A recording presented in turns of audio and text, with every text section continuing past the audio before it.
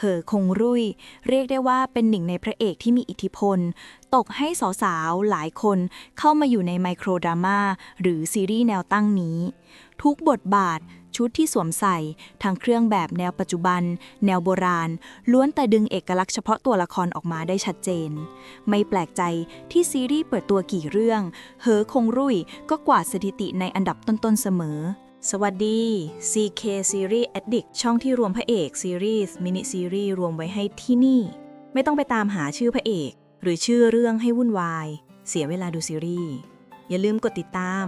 Subscribe กดไลค์และคอมเมนต์เราจะอัปเดตสม่ำเสมอเพื่อไม่ให้พลาดเหล่ากงปี 2024 ชื่อเรื่องภาษาอังกฤษคือ Daddy I Found Mommy หรือพ่อครับผมเจอแม่แล้วส่วนชื่อภาษาจีนคือไพ่จงเมเทียนเตาเฉียงฟู่ผิงจื่อกวยนางเอกรับบทโดยฉีเมิงหยวนเป็นแนวโรแมนต์ดราม่าเรื่องย่อนะคะก็คือลินเจเจียถูกวางยาและคลอดลูกแฝดแต่ได้รับแจ้งว่าลูกๆเสียชีวิตแล้ว5 ปีต่อมา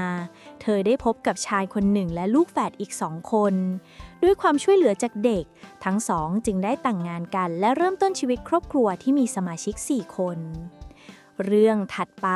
ชื่อเรื่องภาษาอังกฤษคือ Love After Love หรือรักแล้วรักเล่าส่วนชื่อภาษาจีนคือทาซื่อยิ่วซันนางเอกรับบทโดยไปยันเป็นแนวโรแมนต์ดราม่าเรื่องย่อก็คือชู่ซวงจมอยู่กับมันอย่างลึกซึ้งวันเวลาผ่านไปเธอค่อยๆตระหนักถึงความละเอียดอ่อนและความเอาใจใส่ของเซิ่งถิงจากนั้นเขาก็ระบายความรู้สึกในใจออกมาอย่างไม่ปิดบังและในทันทีนั้นชู่ซวงก็จมอยู่กับมันอย่างเต็มเปี่ยมทีละก้าวเรื่องถัดไปชื่อเรื่องภาษาอังกฤษคือ Manager เฉิน with her true love หรือผู้จัดการเซินกับรักแท้ส่วนชื่อภาษาจีนคือจีนฟงยู่ลู่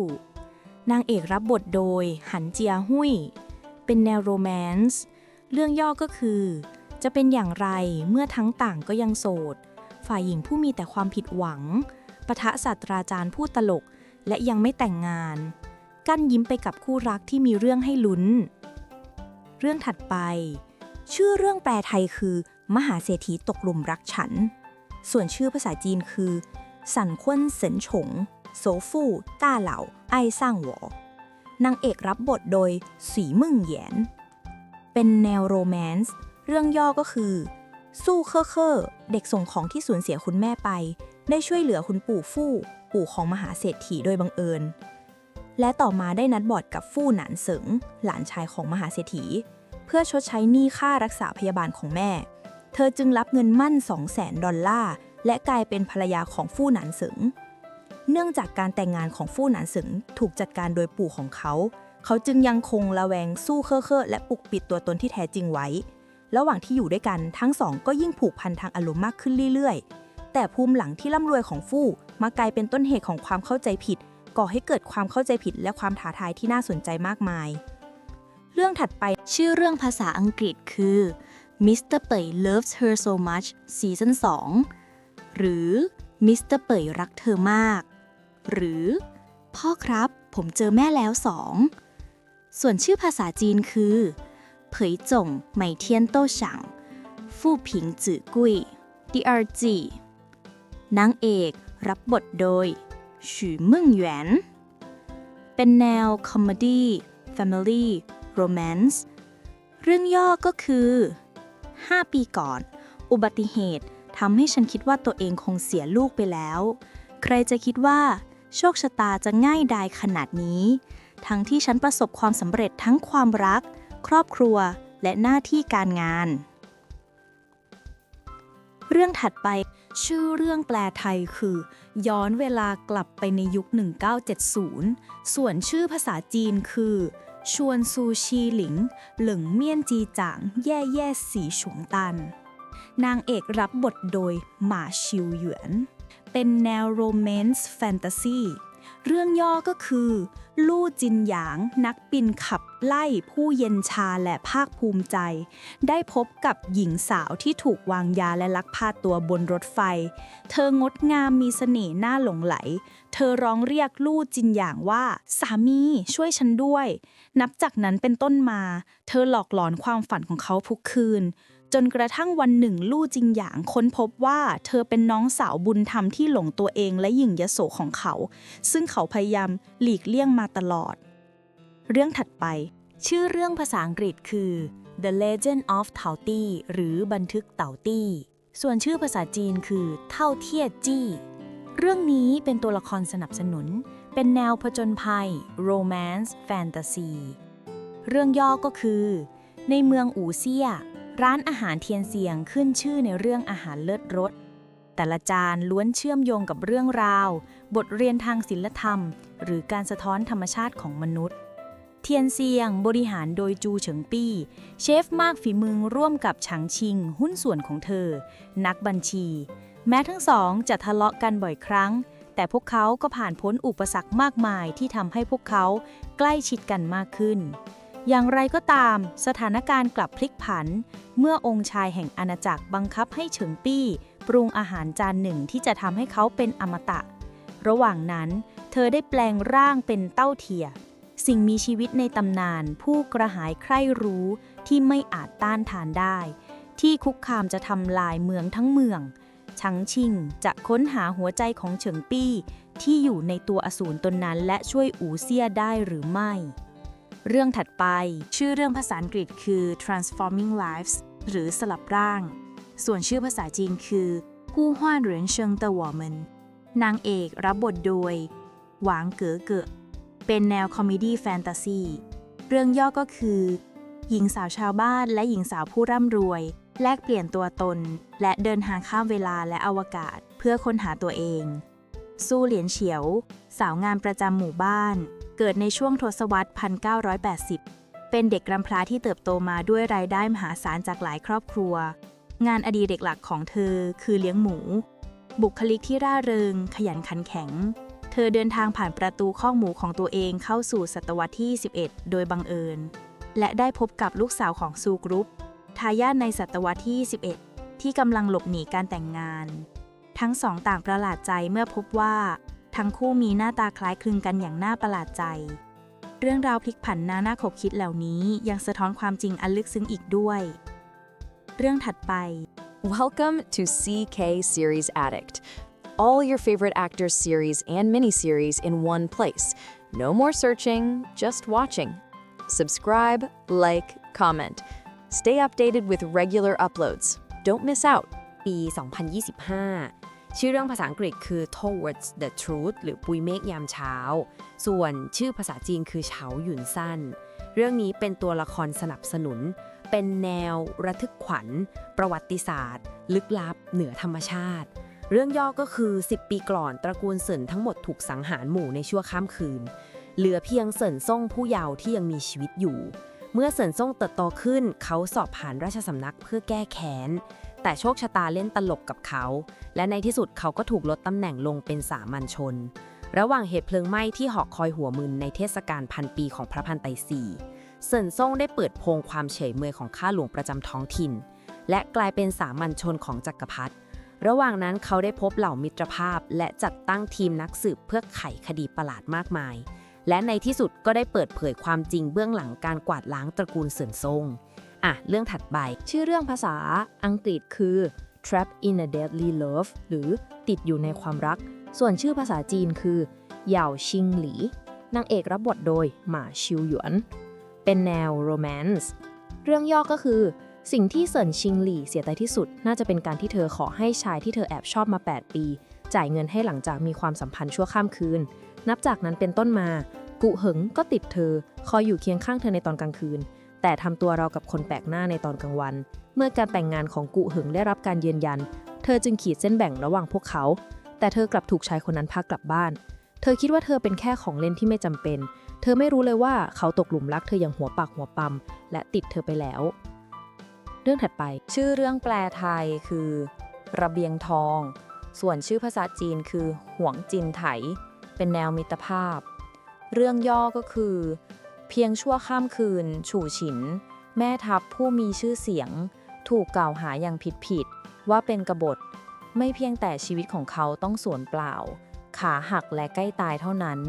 แต่ทหาร 80,000 นายของเขายังถูกสังหารหมู่อย่างโหดเหี้ยมอีกด้วย ดังนั้นเขาจึงแปลงร่างเป็นอูหมิง นักยุทธศาสตร์ และก้าวเข้าสู่ความขัดแย้ง โดยปฏิญาณว่าจะก่อสงครามนองเลือดในราชสำนัก และกอบกู้ชื่อเสียงของกองทัพชู เรื่องถัดไปชื่อเรื่องแปลไทยคือ หิมะยามพบค่ำส่วนชื่อภาษาจีนคือ มู่เสชิงเฉิงนางเอกรับบทโดยหวังยุนหยุน เป็นแนวประวัติศาสตร์โรแมนซ์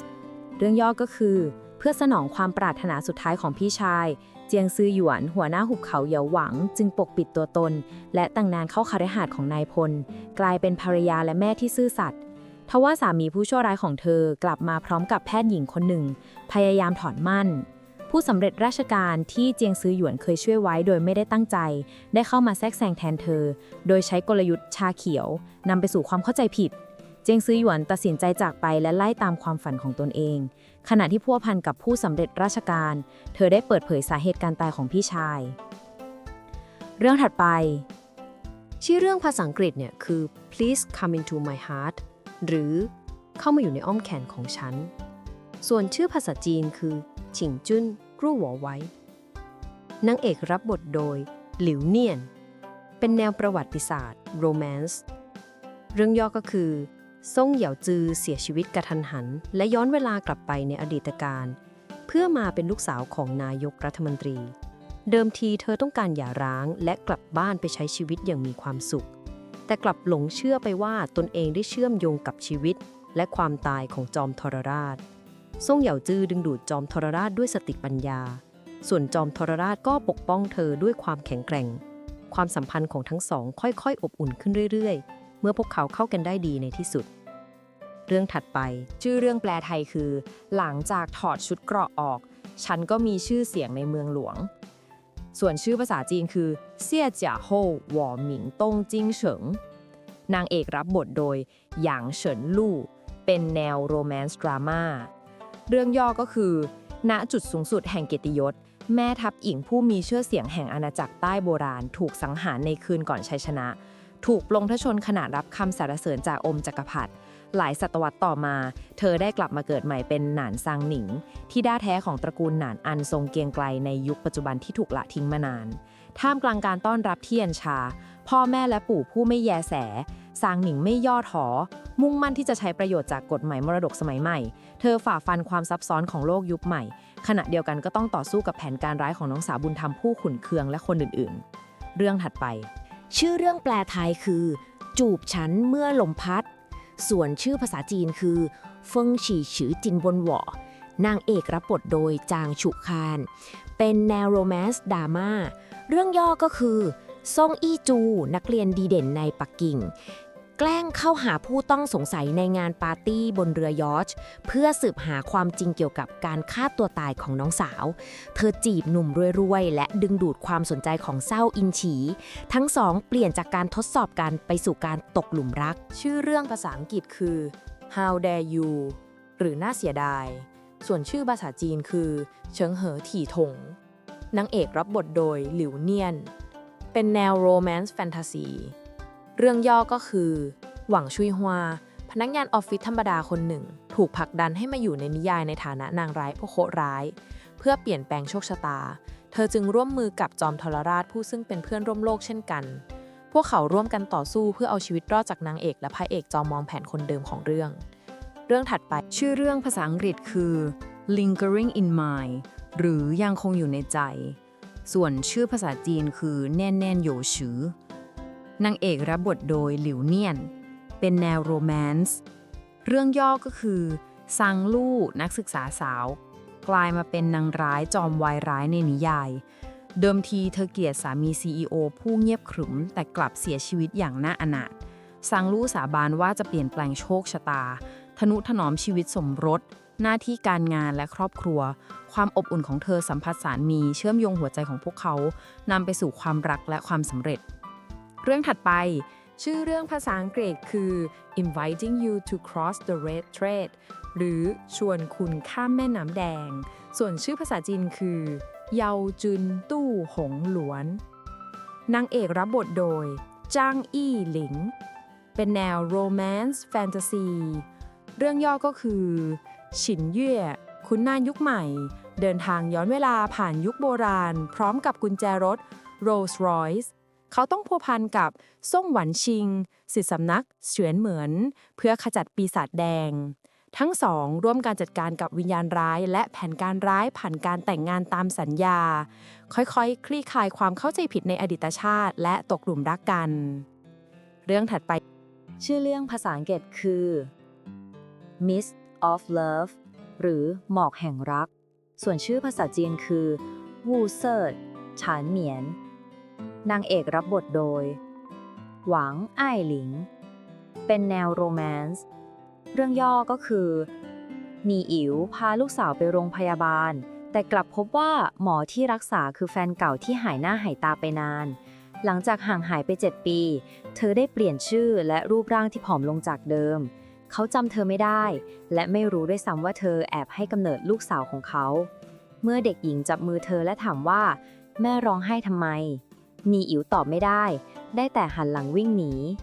นีอิ๋วพยายามอย่างเต็มที่ที่จะขีดเส้นแบ่งระหว่างตัวเธอกับโลกของเป่ยห้วยอยู่ให้ชัดเจนแต่เป่ยห้วยอยู่ก็ยังคงข่มขู่